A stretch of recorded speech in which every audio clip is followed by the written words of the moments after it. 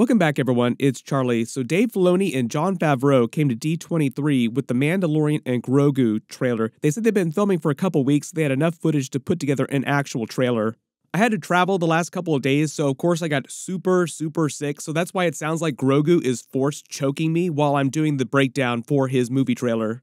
There are a couple big surprises, a couple returning characters, and I know there are a lot of questions about what's going on with Ahsoka Season 2, what's happening with the Thrawn movie, like how does this all feed into that stuff?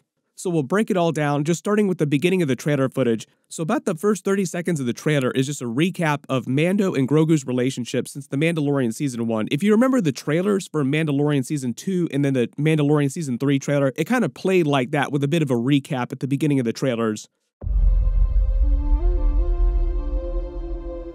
This is the one that you saved? You are as its father. We see their first meeting, we get that same voiceover from the armor saying, "You are a clan of two."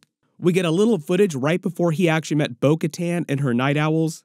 They're kind of intercutting footage from Season 1 and Season 2, like them drinking the soup together with him not taking his helmet off. I know there are a lot of questions about that, like he went through so much trouble to bathe in the waters of Mandalore. Is he going to take his helmet off during the actual movie?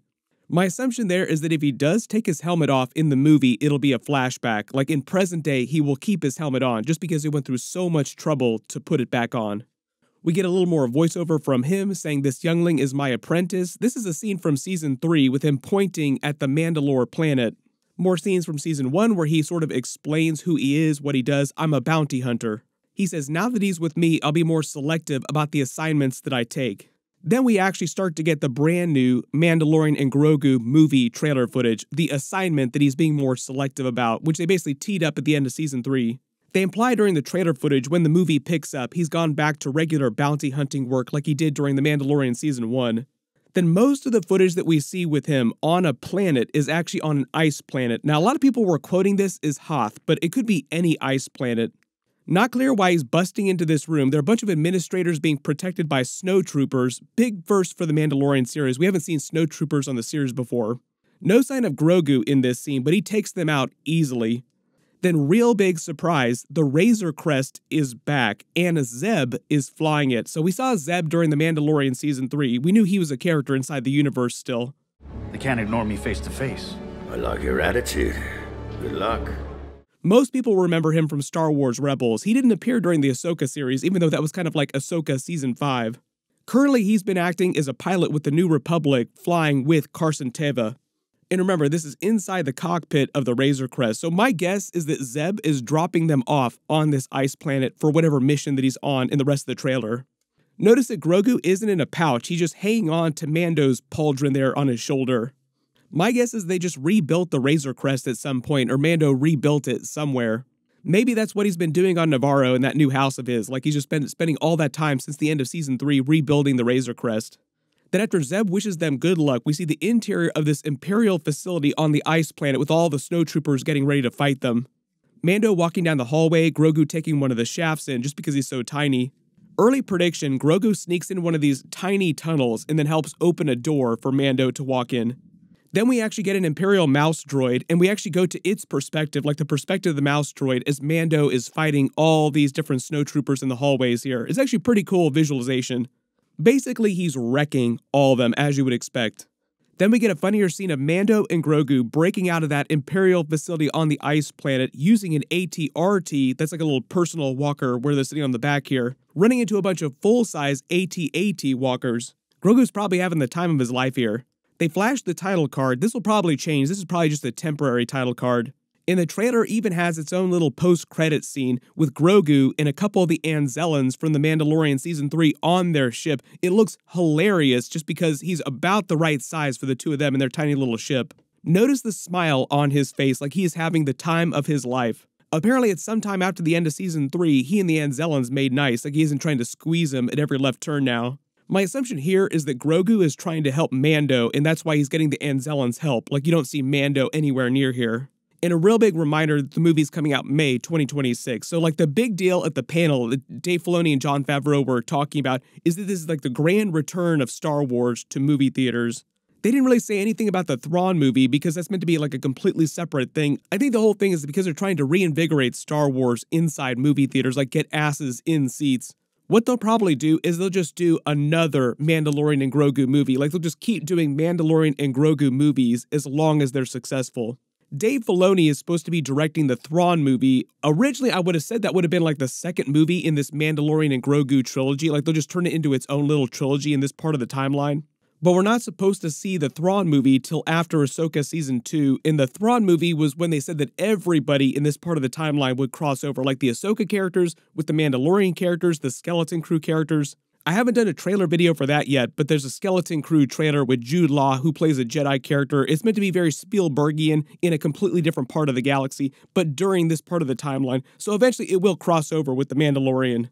They're also supposed to be shooting Ahsoka Season 2 later this year. There's been all kinds of reports about what they're actually doing. So remember, Ahsoka is stuck on the other planet in the other galaxy. The current report right now is that they're going to recast Baylan Skoll because Ray Stevenson passed away, R.I.P. Apparently his arc was going to be really important for the overall story leading up to the Thrawn movie. It wasn't just a small side story they could forget about. And apparently it does involve him making it to Mortis, and the overall threat there will involve the mother somehow, Abeloth. So for those of you that were thinking that Abeloth was going to be the villain of Season 2, it sounds like that's going to be the case.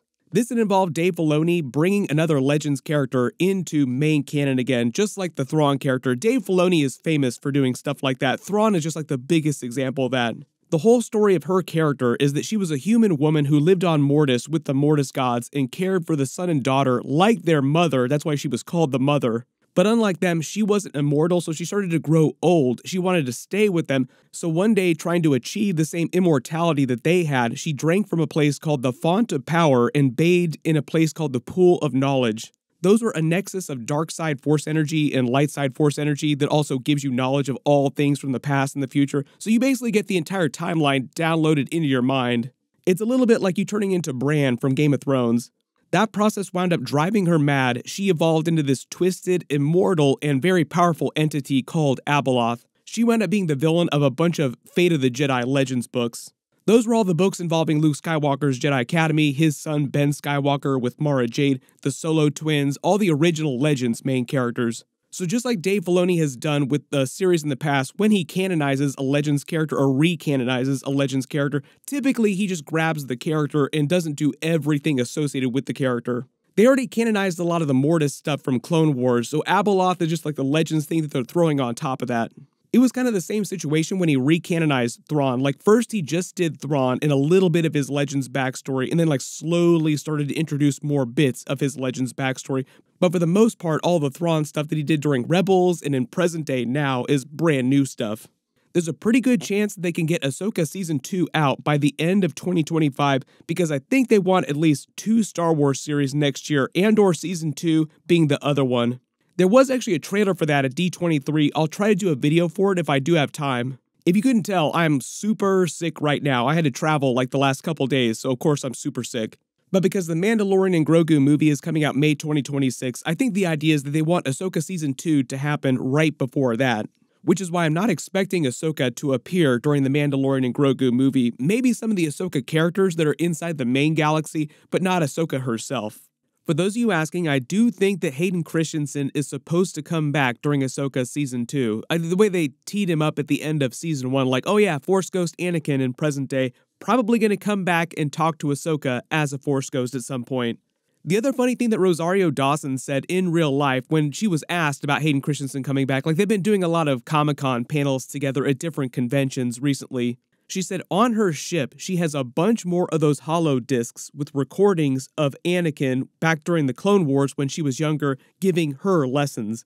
So we'll probably get at least one more of those types of Anakin cameos during Season 2. So like a couple different ways that they cameo him as a Force Ghost in present day, recordings of him in the past. And I do think that he will be a bigger part of this whole plot that's going on with the Mortis gods. I've already talked about my theory that he's sort of replacing the role of the Mortis gods, like Anakin is becoming a god in the Force, so to speak. We got into this during my Ahsoka Season 2 episode videos, but if you didn't watch the original Clone Wars, Star Wars episodes, the Mortis gods basically told him this was his eventual destiny, was to become like them. I am dying. and you must replace me. So basically, Dave Filoni, way back then, was calling his shot Babe Ruth style that Anakin would eventually become a god in the Force. Because they're not going to start shooting Season 2 till later this year at least, I don't expect to see any kind of Ahsoka Season 2 teaser, footage, or anything like that till around the time Andor Season 2 premieres next year. If there was any other Easter eggs or references that you spotted in that Mandalorian and Grogu movie trailer that I didn't talk about in the video, just write them below in the comments. There are a bunch of other D23 trailers that I have footage for. I'll try to work through all those videos as fast as possible as my voice starts to heal. Click here for that brand new Daredevil Born Again trailer, and click here for all those deleted scenes and alternate endings from Deadpool and Wolverine. Thank you so much for watching, and I'll see you guys in the next one.